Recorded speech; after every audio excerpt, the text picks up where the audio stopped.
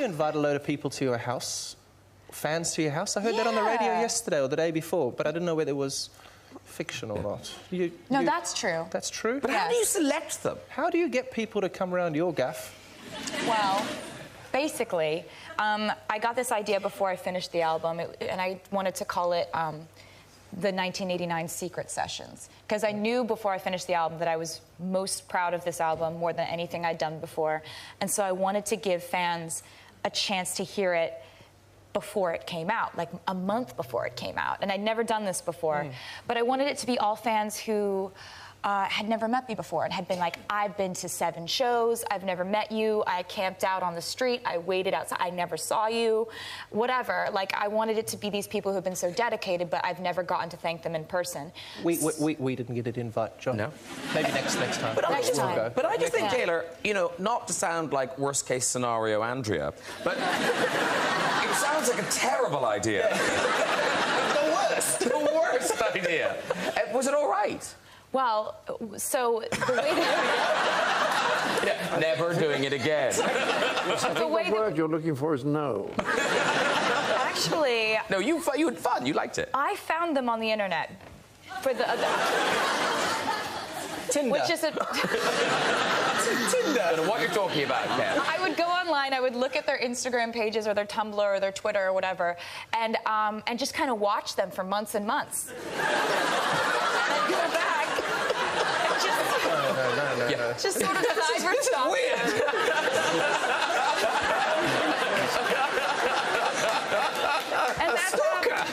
And then I invited them over, and they came. And they came, and we've had them at every one of my houses, and When did you first start having these feelings?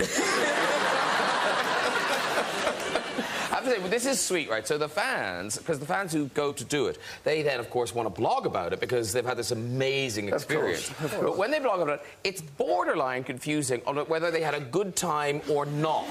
So here are some of the blog things. So we were asked to go to the living room, sit down, not know how much I was sweating during that moment. I was like, the fuck is going to happen? My poor heart could not keep up. Then all of a sudden, she just popped up out of nowhere. She appeared out of thin air like David Copperfield, and we all died, like, for real. Wait, there's more.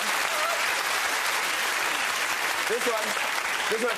So she said she'll be playing her album for us. Let me tell you, the noise that came out of my mouth was not human. I legit almost told Mama Swift to call me an ambulance because I wasn't going to make it.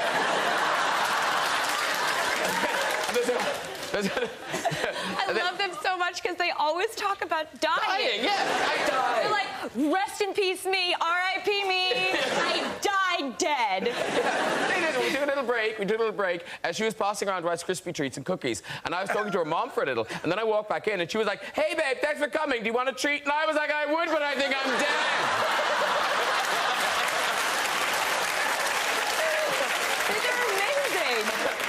This is brilliant. Mid-sentence, she stopped talking and pointed to Amanda and said, Amanda, I'm so glad you're here. Amanda died right there.